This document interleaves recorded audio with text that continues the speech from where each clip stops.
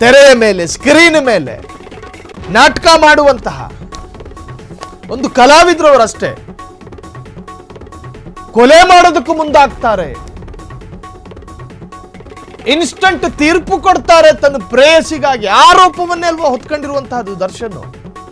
ಸಣ್ಣ ಪುಟ್ಟ ಕೆಲಸ ಮಾಡ್ಕೊಂಡಿದ್ರು ಕೂಡ ಕ್ಷಮೆ ಕೊಡ್ತಾ ಇತ್ತೇನೋ, ಆದ್ರೆ ಮಾಡಿರೋ ಕೆಲಸ, ಆ ಪ್ರಕರಣ ತನಿಖೆ ಆಗ್ತಿರ್ಬೇಕಾದ್ರೆ ದರ್ಶನ್ ತೆಗೆದುಕೊಂಡಂತಹ ನಿರ್ಧಾರಗಳೇನು? ಯಾವುದೋ ಸ್ನೇಹಿತರ ಪಿಕ್ಚರ್ ಪ್ರಮೋಷನ್ಗಾಗಿ, ಸಿನಿಮಾ ಪ್ರಮೋಷನ್ಗಾಗಿ ಸಾಕ್ಷಿದಾರ ಕಣಯ್ಯ. ಕಾನೂನಿನ ಅರಿವು ಬೇಡ. ಯಾವ ವಕೀಲರು ಕೂಡ ಸಲಹೆ ಕೊಟ್ಟಿರ್ಲಿಲ್ವ ಸಾಕ್ಷಿದಾರನ ಜೊತೆ ಕೂತ್ಕೊಂಡು ಮಾತನಾಡಬಾರ್ದು ಅಂತ ಹೇಳಿ? ಬಲಗೈಯಲ್ಲಿ ಪಾಪ್ಕಾರ್ನ್ ಹಿಡ್ಕತಾನೆ, ಎಡಗೈಯಲ್ಲಿ ಸಾಕ್ಷಿದಾರನ ಭುಜದ ಮೇಲೆ ಕೈ ಹಾಕತಾನೆ. ತನ್ನ ಸ್ನೇಹಿತನ ಸಿನಿಮಾಗೆ ಪ್ರಮೋಷನ್ ಕೊಡುತ್ತೀವಯ್ಯ. ಕೇಳ್ತು ಸುಪ್ರೀಂ ಕೋರ್ಟು. ಸಾಕ್ಷಿದಾರನ ಜೊತೆ ಅಕ್ಕಪಕ್ಕದಲ್ಲೇ ಕೂತ್ಕೊಂಡು ಯೋಗಕ್ಷೇಮ ವಿಚಾರಣೆ ಮಾಡ್ಕತ್ತೀರಿ. ಏನ್ ಕಾನೂನಿನ ಪರಿಜ್ಞಾನ ಇಲ್ಲ ನಿಮ್ಗಳಿಗೆ? ಅನುಭವಿಸಿ ಶಿಕ್ಷಣ. ಎಸ್, ಈ ಬಗ್ಗೆ ಅಪ್ಡೇಟ್ಸ್ ಲಭ್ಯವಾಗ್ತಾ ಇದೆ. ನಟ ದರ್ಶನ್ಗೆ ಜೈಲಲ್ಲಿ 5 ಸ್ಟಾರ್ ಟ್ರೀಟ್ಮೆಂಟು. ದರ್ಶನ್ಗೆ ರಾಜಾತಿಥ್ಯ ಕೊಟ್ಟ ಜೈಲಾಧಿಕಾರಿ ಸಸ್ಪೆಂಡ್. ನೋಡಿ, ಈ ಪ್ರಕರಣ ದರ್ಶನ್ ಜೊತೆಗೆ ಜೈಲಾಧಿಕಾರಿಗೂ ಸುಪ್ರೀಂ ಶಾಕು. ಕೇಳಿದಾಗ ಸಿಗರೆಟ್ ಕೊಡ್ತಿದ್ರಲ್ಲ ಅನುಭವಿಸಿ. ನಟ ದರ್ಶನ್ಗೆ ಜೈಲಲ್ಲಿ 5 ಸ್ಟಾರ್ ಟ್ರೀಟ್ಮೆಂಟ್ ಕೊಡ್ತಾ ಇದ್ರಲ್ಲ ಅನುಭವಿಸಿ. ದರ್ಶನ್ಗೆ ರಾಜಾತಿಥ್ಯ ಕೊಟ್ಟ ಜೈಲಾಧಿಕಾರಿ ಸಸ್ಪೆಂಡ್ ಆಗಿದ್ದಾರೆ. ದರ್ಶನ್ ಜೊತೆಗೆ ಜೈಲಾಧಿಕಾರಿಗೂ ಸುಪ್ರೀಂ ಶಾಕು. ಇದಲ್ವೇನ್ರಿ ಡೆಮಾಕ್ರಸಿಯ ಬ್ಯೂಟಿ ಅಂದ್ರೆ? ಅವನೊಬ್ಬ MP ಜೈಲು ಸೇರ್ದ, ಇವನೊಬ್ಬ ಖ್ಯಾತ ನಟ ಇವತ್ತು ಜೈಲು ಸೇರ್ತಾನೆ. ಸಾಮಾನ್ಯನಿಗೊಂದು ಕಾನೂನು, ಸೆಲೆಬ್ರಿಟಿಗಳಿಗೊಂದು ಕಾನೂನು, ಪೊಲಿಟಿಷಿಯನ್ಗಳಿಗೊಂದು ಕಾನೂನು ನಮ್ಮ ದೇಶದಲ್ಲಿಲ್ಲ.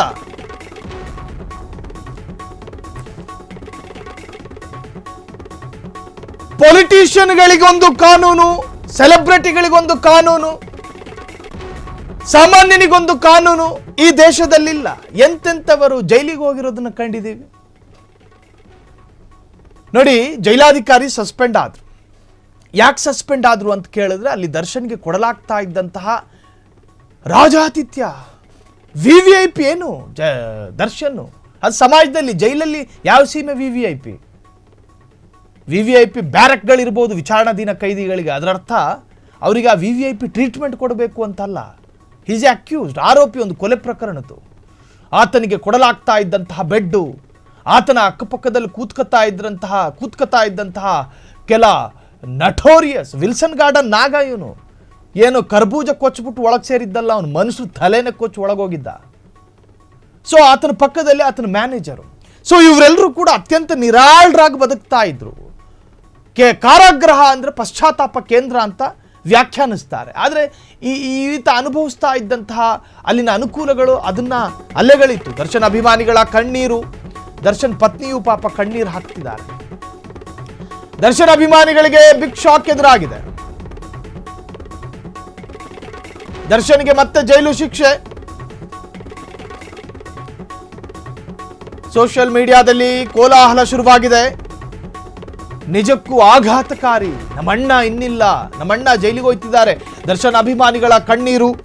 ನಿಜಕ್ಕೂ ಕೂಡ ಪಾಪ ಅವರವರ ಅಭಿಮಾನಕ್ಕೆ, ಅವರವರ ಭಾವಕ್ಕೆ, ಅವರವರ ಭಕ್ತಿಗೆ ಸ್ವಲ್ಪ ಆಘಾತ ಆಗುತ್ತೆ. ದರ್ಶನ್ಗೆ ಮತ್ತೆ ಜೈಲು ಶಿಕ್ಷೆ. ಸೋಷಿಯಲ್ ಮೀಡಿಯಾದಲ್ಲಿ ಕೋಲಾಹಲವೇ ಸೃಷ್ಟಿಯಾಗಿದೆ. ಕೋಲಾಹಲವೇ.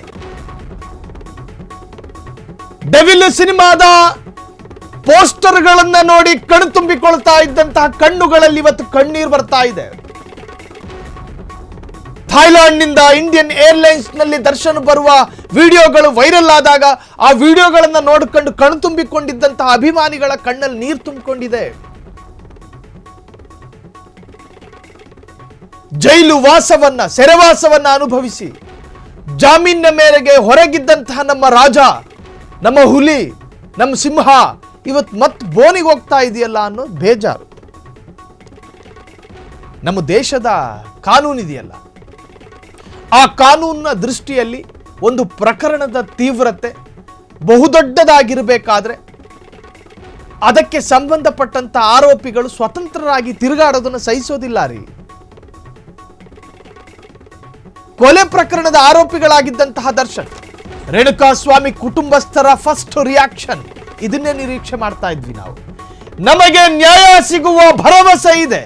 ಇದು ಪವಿತ್ರ ಗೌಡಾಳಂತಹ ಪೋಸ್ಟ್ ಅಲ್ಲ, ಇದು ದರ್ಶನ್ ಬೇಲ್ ಕ್ಯಾನ್ಸಲ್ ಆಗಿದೆ, ಮುಂದೆ ಆರೋಪಿಗಳೆಲ್ಲ ಶಿಕ್ಷೆಯಾಗುತ್ತೆ, ಆರೋಪಿಗಳಿಗೆಲ್ಲ ಶಿಕ್ಷೆಯಾಗುತ್ತೆ ಅಂತ. ಇದಲ್ವೇನ್ರಿ ನಮ್ಮ ದೇಶ? ರೇಣುಕಾಸ್ವಾಮಿ ಆತ್ಮವು ಶಾಂತಿಸಲಿದೆ. ಚಿತ್ರದುರ್ಗದ ರೇಣುಕಾಸ್ವಾಮಿ ಕುಟುಂಬದ ಫಸ್ಟ್ ರಿಯಾಕ್ಷನ್. ರೇಣುಕಾಸ್ವಾಮಿ ಕುಟುಂಬಸ್ಥರ ನೋಡಿ, ಅವರು ಪ್ರಥಮ ಪ್ರತಿಕ್ರಿಯೆ, ಗರ್ಭ ಚೀಲದಲ್ಲಿ ಹೊತ್ತು ಹೆತ್ತಂತಹ ಹೆತ್ತವಳಿಗೆ ಗೊತ್ತು ಹೆತ್ತಿದ ಸಂಕಟ. ಹೊಲಸು ಸಂದೇಶಗಳನ್ನು ಕಳಿಸ್ತಾ ಇದ್ದ, ಹೌದು, ಅದಕ್ಕೆ ಬೇರೆ ತರಹದ ಮಾರ್ಗಗಳಿತ್ತು. ರೇಣುಕಾಸ್ವಾಮಿ ಕುಟುಂಬಸ್ಥರ ಫಸ್ಟ್ ರಿಯಾಕ್ಷನ್ ಇದು. ನಮಗೆ ನ್ಯಾಯ ಸಿಗುವ ಭರವಸೆ ಇದೆ. ಕ್ಷಣ ಕ್ಷಣದ ಸುದ್ದಿಗಳಿಗಾಗಿ ಫ್ರೀಡಂ ಟಿವಿ ಸಬ್ಸ್ಕ್ರೈಬ್ ಮಾಡಿ, ಲೈಕ್ ಮಾಡಿ ಹಾಗೂ ಫಾಲೋ ಮಾಡಿ. ಹೊಸ ಸುದ್ದಿಗಳ ನೋಟಿಫಿಕೇಶನ್ಗಾಗಿ ಬೆಲ್ ಐಕಾನ್ ಮೇಲೆ ಕ್ಲಿಕ್ ಮಾಡಿ.